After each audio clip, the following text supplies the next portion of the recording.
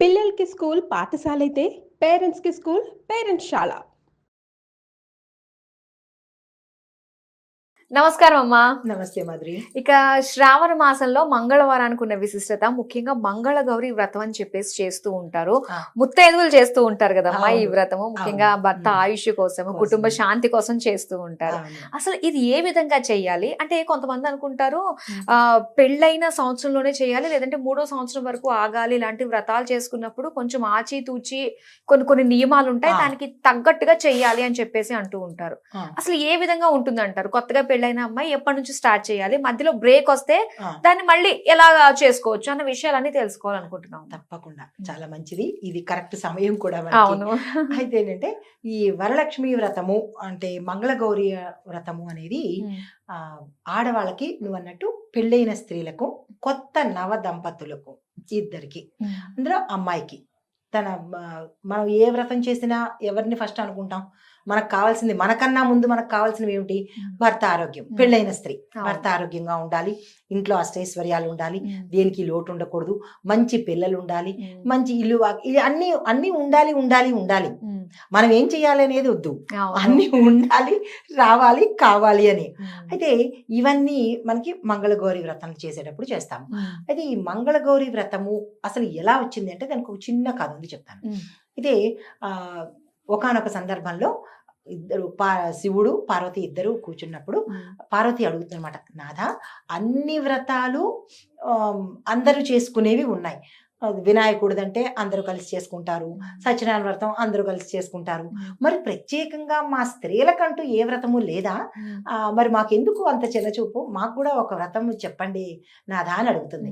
అడిగితే ఇది మీకు ప్రత్యేకంగా స్త్రీల కోసమే ఒక వ్రతం ఉంది, అది వరలక్ష్మి వ్రతము, మంగళగౌరి వ్రతము. సో ఇది మనకి శ్రావణ మాసంలో వస్తుంది. ఇది ఎలా చేయాలి, నియమ నిబంధనలన్నీ నేను తప్పకుండా వివరిస్తాను. మరి ఇది చేస్తే వచ్చే ఫలితం ఏమిటి అని పార్వతీ అమ్మవారు అడుగుతుంది. చేసే విధి విధానాలు సరే, మరి ఇది ఎలా చేయాలి, చేస్తే వచ్చే ఫలితం ఏంటి అంటే కనుక ఇది పెళ్ళైన స్త్రీలు చేస్తారు. ఇది చేయడం వల్ల భర్త ఆయుష్ పెరగడంతో పాటు ఆరోగ్యంగా ఆచంద్రార్కము అంటే సూర్యుడు చంద్రుడు ఉన్నంత వరకు ఎవరైతే ఈ నోము నోచుకుంటారో, ఈ వ్రతం చేస్తారో ఆ తల్లి సౌభాగ్యవతిగా ఉంటుంది. తర్వాత ఆ ఇంట్లో అష్టైశ్వర్యాలు నిలుస్తాయి. అష్టైశ్వర్యాలు అనగానే 8 ఐశ్వర్యాలు అంటే మొత్తం మనం ఎన్నిసార్లు లెక్కెట్టినా డబ్బు డబ్బు డబ్బు డబ్బు డబ్బు ఆస్తి, ఎన్నిసార్లు లెక్క పెట్టినా అదే వస్తుంది. కానీ అష్టైశ్వర్యాలు అంటే డబ్బే కాదు, ఆస్తే కాదు, ఇంకా చాలా ఉన్నాయి దాని వెనకాల. సంతానము, ఆరోగ్యము, కుటుంబము, సౌభాగ్యము, ఇలాంటివన్నీ కూడా, డబ్బు, ఆస్తులు, ఇవన్నీ కూడా మనకి 8 ఐశ్వర్యాలు. అన్నీ ఉండి, డబ్బులు ఉన్నాయి, అన్నీ ఉన్నాయి, కానీ ఆరోగ్యం లేకపోతే ఏమనుభవించాను? అన్నీ ఉన్నాయి. భర్త లేకపోతే ఏమనుభవించాను? అన్నీ ఉన్నాయి. పిల్లలు లేకపోతే ఏమనుభవించాను? అంటే ఇవన్నీ కలిపి అష్ట ఐశ్వర్యాలు అనమాట. ఐశ్వర్యం అంటే డబ్బు ఒకటే కాదు. అయితే ఈ వ్రతం చేయడం వల్ల ఇవన్నీ ఆ స్త్రీకి ఆ ఇంట్లో కొలువై ఉంటాయి అని చెప్పింది. ఇది భర్తలు బాగోలేని వాళ్ళు, అనారోగ్యంగా ఉన్న వాళ్ళు కూడా ఈ వ్రతాన్ని చేసుకోవచ్చు. అయితే మరి వితంతు స్త్రీలు కూడా చేసుకోవచ్చా? వాళ్ళకి సౌభాగ్యం లేదు కదా, మరి వితంతు స్త్రీలు కూడా చేసుకోవచ్చా అంటే, వితంతు స్త్రీలు తమ కోడలి కానీ తమ కూతురు ద్వారా కానీ చేసుకున్నట్టయితే మరుసటి జన్మలో వైధవ్యం పొందదు. అంటే కోడలి ద్వారా కూతురు ద్వారా అంటే ఏ రకంగా అవుతుంది అంటారమ్మా? అది సంకల్పం చెప్పుకొని చేసినట్టయితే కనుక లాస్ట్ లో మనము అంటే పసుపు కుంకాలు అవి చెయ్యం, కానీ పూలు వేస్తాం కదా. అవును, పూలు వేస్తాము, ప్రసాదం తింటాము, మిగతా పూజ కథ అంతా వింటాం కదా. వాళ్ళు వింటే మరుసటి జన్మలో వీళ్ళకి వైధవ్యం ఉండకుండా ఉంటుంది అనేది మనకి పార్వతీ అమ్మవారు మన తరపు నుంచి కూడా అడిగేసింది అనమాట. అయితే ఈ వ్రత విధానాన్ని ఎవరు చెప్పారు అంటే, నారదుడు సావిత్రికి చెప్పాడు, కృష్ణుడు ద్రౌపదికి చెప్పాడనమాట. ఆ కథ అందరికీ తెలిసిందే, మనకి చారుమతి అమ్మవారు ఆ కథ మనకి ప్రతి ఒక్కరికి తెలిసిందే. తర్వాత ప్రస్తావించుకుందాం. అయితే ఈ మంగళగౌరి వ్రతము ఇవి చేసేటప్పుడు ఎవరు చేయాలి అంటే, మనకి తెలిసింది కొత్తగా పెళ్ళైన నవవధువు చేస్తుంది. అయితే కొంచెం ఒక 5 సంవత్సరాలు, కొంతమందికి నువ్వన్నట్టు దీనికి ఒక నియమం ఉన్నదా, ఎన్ని సంవత్సరాలు చేసుకోవాలి అంటే కనుక ఇది 5 సంవత్సరాలు చేస్తారు. ఓకే 5 సంవత్సరాలు చేసిన తర్వాత మధ్యలో 1 సంవత్సరం మొదలు పెడతారు. మధ్యలో ఏదో కారణాల వల్ల 2వ సంవత్సరం స్కిప్ అయిపోతుంది. మళ్ళా 3, 4, 5 ఈ స్కిప్ అయిపోయిన దాన్ని రెండోదిగా అనుకుని తర్వాత దాంట్లో కంటిన్యూ చేసుకోవచ్చు. ఓహో ఓకే మరుసటి సంవత్సరానికి చేసుకోవచ్చు. అయితే కొంతమందికి 5 ముత్తైదులు ఉంటారు. వీళ్ళ అత్తవారి ఆనవాయితీని బట్టి 5 ముత్తైదులు ఉంటారు. కొంతమందికి క్యుములేటివ్ అవుతూ ఉంటారు. మొదటి సంవత్సరం 5, తర్వాత 10, ఆ తర్వాత 15, ఇలా 5వ సంవత్సరం దగ్గరికి వచ్చేటప్పటికి 25 మంది ముత్తైదులు అవుతారు. ఇది వారి వారి ఆచారాన్ని బట్టి ఉంటుంది. అయితే ఇది ఏం చేస్తారంటే కొత్తగా పెళ్ళైనకి ఆయన అమ్మాయికి తల్లి ఇంట్లో నోపించేసి ఆ నోము పట్టించేసి అత్తవారింటికి పంపిస్తుంది.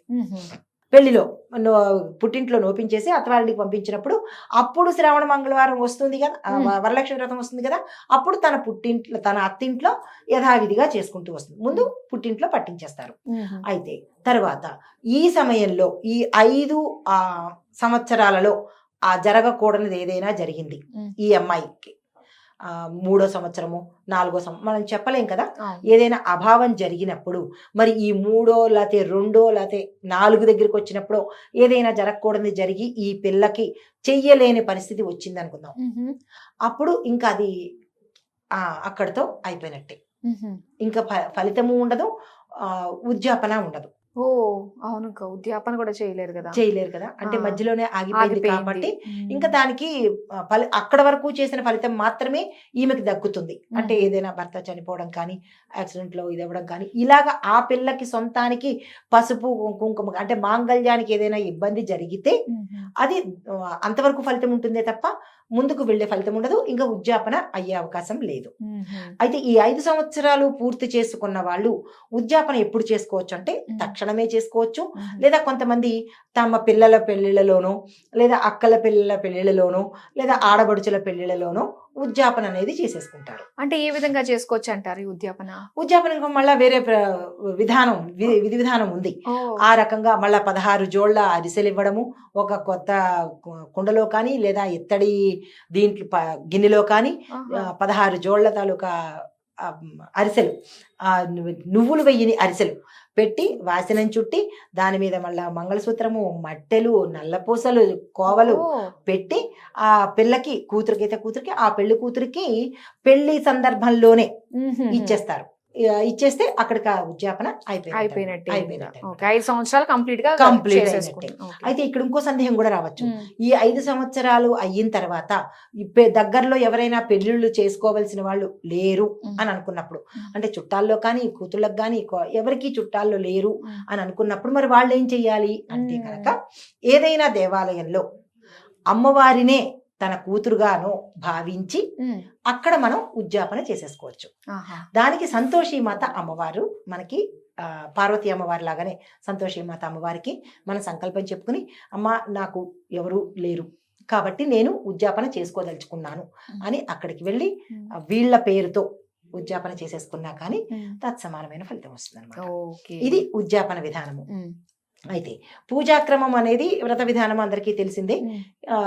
మనకి పుస్తకం ప్రకారము అది మనం తర్వాత చెప్పుకుందాం. పుస్తకం ప్రకారము మనం ఎలా చేయాలి ఏమిటి అనేది, కానీ చాలా నియమనిష్టలతో చేసుకోవాలి. ఇది చేసుకున్న తర్వాత ముత్తైదుల్ని పిలిచేటప్పుడు యథావిధిగా చేసుకోవాలి. అంటే కంప్లీట్గా డెడికేషన్ మోడ్లోనే, అంటే మనము అమ్మవారినే మన ఇంటికి పిలిచాము అన్న విధానంతోనే ఈ పూజలు ఈ వ్రతాలు చేసుకున్నట్టయితే కనుక మంచి ఫలితాలు వస్తాయి. చాలా చక్కగా మాకు వివరించినందుకు ధన్యవాదాలమ్మా. నమస్తే అమ్మా.